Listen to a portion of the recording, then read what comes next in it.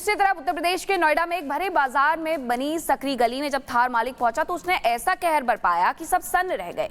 लेकिन जब बेलगाम थार सवार को पुलिस ने हिरासत में लिया और आगे की कार्रवाई शुरू की तो उसके भी होश फाख्ता हो गए। देखिए।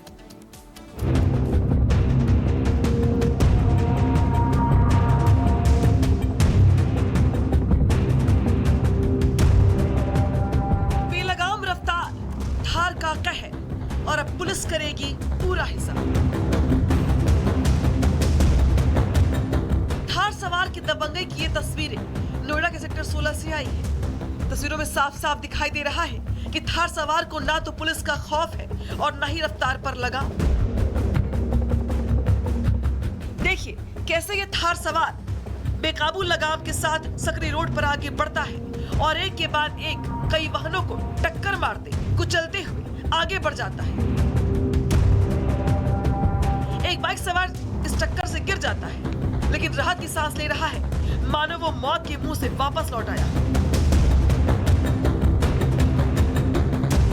बाइक पर चढ़ाते हुए थार सवार बेखौफ आगे बढ़ता है और 3-4 वाहनों को कुचलते गिराते हुए आगे निकल जाता है। एक बार फिर देखिए थार सवार की दबंगई, कैसे भरे बाजार खुलेआम थार सवार सड़क नियमों का बखौल उड़ा रहा है, साथ ही क्रूरता की भी हदें पार कर रहा है। ये पहली बार नहीं, इससे पहले भी थार मालिकों की दबंगई सामने आ चुकी है। जब बेलगाम कमान थामे थार मालिक खुलेआम नियमों की धज्जियां उड़ाते दिखाई देते हैं। सवारी की सारी खुमारी नोएडा पुलिस उतारेगी। जानकारी के मुताबिक नोएडा पुलिस ने थार सवार को हिरासत में ले लिया है और आगे की कार्रवाई की जा रही है। लेकिन सवाल यह है कि सड़क नियमों की धज्जियां उड़ाने वाला थार सवार आखिर इतना बेखौफ कैसे था? क्या ऐसे सरफिरे और उनकी ड्राइविंग लोगों के लिए जान का खतरा नहीं है?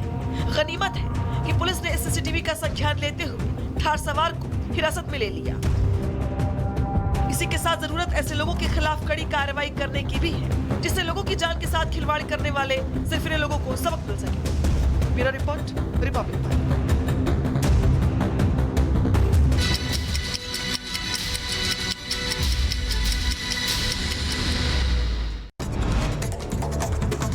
दो दिनों की मॉरिशस यात्रा से भारत लौटे पीएम मोदी। मॉरिशस में पीएम मोदी को मिला सर्वोच्च सम्मान। दोनों देशों के बीच 8 समझौते पर बनी सहमति।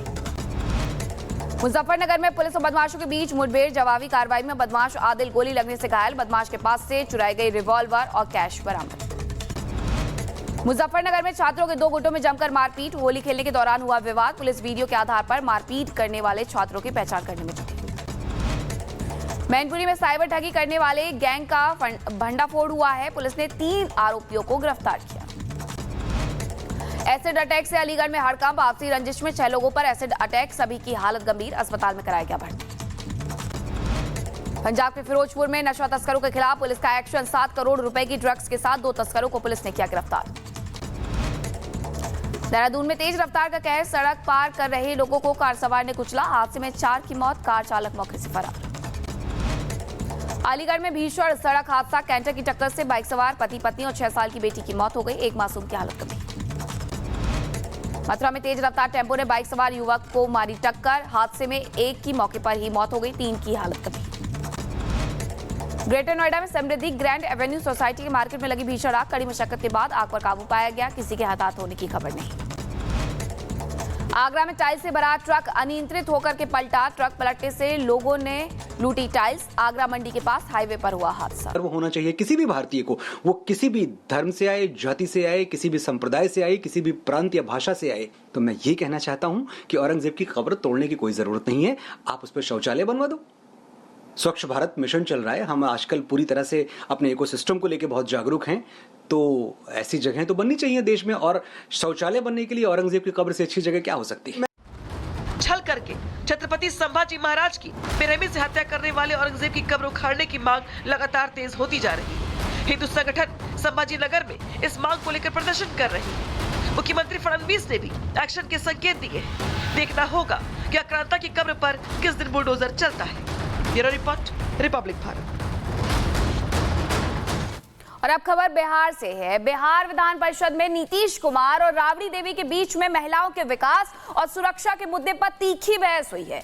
दोनों नेताओं ने एक दूसरे पर आरोप लगाए और मर्यादा की सीमा लांघी। राबड़ी देवी ने नीतीश कुमार पर महिलाओं का अपमान करने का आरोप लगाया, जबकि नीतीश ने अपने कार्यकाल में महिला सशक्तिकरण के लिए किए गए कामों का जिक्र किया।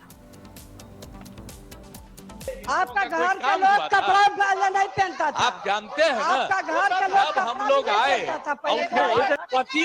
पति हट गए तो अपनी पत्नी को बना दिए। यही न होता है, वो कोई काम हुआ है। जिस आदमी को हम बनाए और 3 साल के बाद गड़बड़ करने लगे, इसीलिए हमने छोड़ करके अलग किया। आपको मालूम है बिहार विधान परिषद में काफी गहमा गहमी रही। सत्ता पक्ष और विपक्ष के बीच खूब शब्दबाण चले।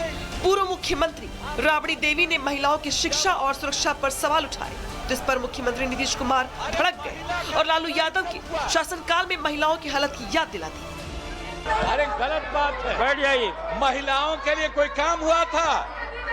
और कितना ज्यादा महिलाओं के लिए हम लोगों ने काम किया? अरे 50%।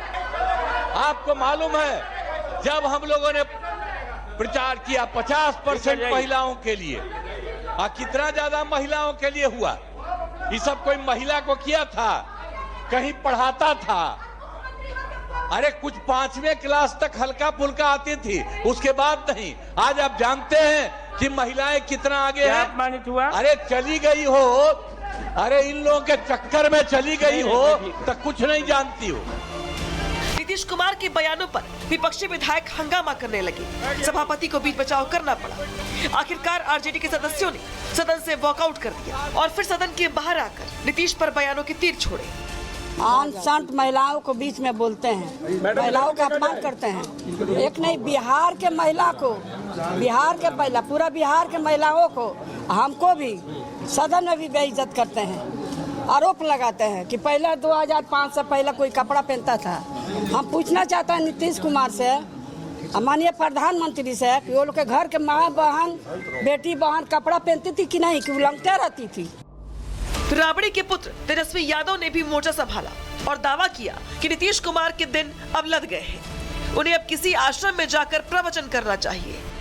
बार बार इस तरह का बोली सदन में हरकत है, ये साफ दिखाता है कि ये नॉर्मल नहीं है। और हमको लगता है कि नीतीश कुमार जी को खुद से इस्तीफा दे करके जो है दे देना चाहिए। आपको बता दें, बिहार में इसी साल चुनाव होने वाले हैं, इसलिए चुनावी सरगर्मी शुरू हो गई है। जैसे जैसे चुनाव नजदीक आएंगे, नीतीश कुमार और लालू यादव के परिवार के बीच जुबानी जंग और तेज होगी। Bureau report, Republic Bharat.